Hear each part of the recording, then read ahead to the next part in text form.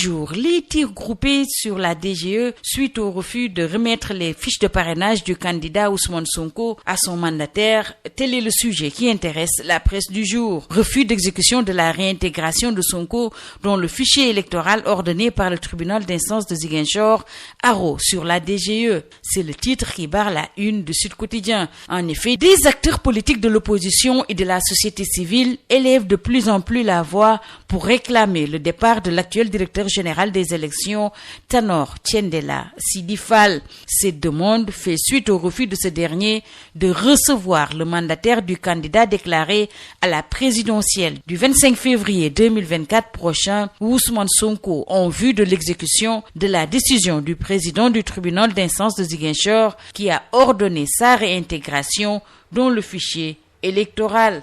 Par la suite, et toujours dans les colonnes du confrère de l'Avenue Bourguiba, la direction générale des élections s'explique pourquoi les fiches de parrainage de Ousmane Sonko sont encore bloquées. Sur cette question, il y a lieu de préciser qu'il n'y a pas encore de décision définitive, l'État du Sénégal ayant décidé d'exercer les voies de recours qui s'offrent à lui. Par conséquent, le dossier suit toujours son cours judiciaire, d'après la direction générale des élections. Au même moment, les avocats d'Ousmane Sonko recadrent Tiendela Fall et Yewwi Askan Wi recusent le directeur des élections. Sud Quotidien de donner la parole à Djibril Ning, expert électoral et membre du GRADEC. Pour lui, c'est une violation de l'ordonnance prise par le président du tribunal de Ziguinchor. Le motif d'absence d'une décision définitive dans cette affaire invoquée par la DGE ne tient pas la route, d'après Djibril Ning. Seydi Gassama déplore l'instrumentalisation flagrante et sans limite de l'État alors qu'Alioune Tine réclame le limogeage du directeur général des élections, Tanor Tiendela Sidi Fall. Fiche de la controverse affiche à sa une le quotidien qui donne la parole aux avocats d'Ousmane Sonko qui précise que la délivrance des fichiers doit être immédiate. La direction générale des élections s'explique dans les colonnes de Vox Populi et s'accroche au recours des avocats de l'État. En attendant une décision définitive au terme du due processus, l'État du Sénégal se conformera à la décision rendue comme il l'a toujours fait, précise la direction générale des élections. Retour sur la colère des droits de l'hommiste qui tirent sur le pouvoir tel que Alioune Tine. Selon lui, en refusant d'appliquer une décision de justice, la DGE s'est discrédité et devrait être limogé. Toujours d'après Alioune Tine, le parti pris et l'imposition du rapport de force sont en train d'empoisonner le processus électoral d'une présidentielle la plus problématique de l'histoire politique. L'état de droit est à genoux, selon Seydi Gassama de Amnesty International, section Sénégal. Ce qui pousse Tribune à s'interroger, la direction générale des élections a-t-elle plus de pouvoir que la magistrature?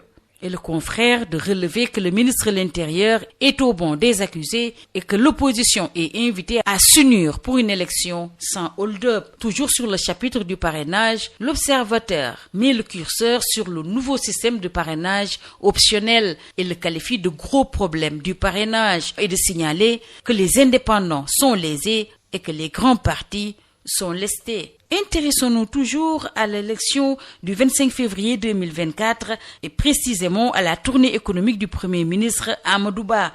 Le sujet intéresse l'enquête L'As et Le Soleil. L'enquête de titrer ce matin sur Kamadou et sur les chantiers du Nord et détaille le CRD spécial sur la situation économique de Saint-Louis qui a mis l'accent sur l'éducation et la santé au moment où le Premier ministre Amadou Ba annonce le démarrage des travaux de construction de l'hôpital Alioune Badara Cissé et que l'unité de Benno Bokk Yakaar a été retrouvée dans le Nord. Pour l'As, cette tournée économique du PM dans le Nord a lieu entre doléances et assurances. Et le Soleil n'a pas manqué de relever les énormes potentialités à exploiter dans le nord du pays. En sport, en attendant le top départ du championnat de Ligue 1 qui sera donné le 28 octobre prochain, la saison 2023-2024 sera ouverte ce samedi 21 octobre avec le trophée des champions qui va mettre aux prises au stade Lat Dior de Thiès, Génération Foot, l'équipe championne du Sénégal et Teungueth FC. Teungueth FC qui, d'après Sud Quotidien, est le vainqueur de la Coupe de la Ligue.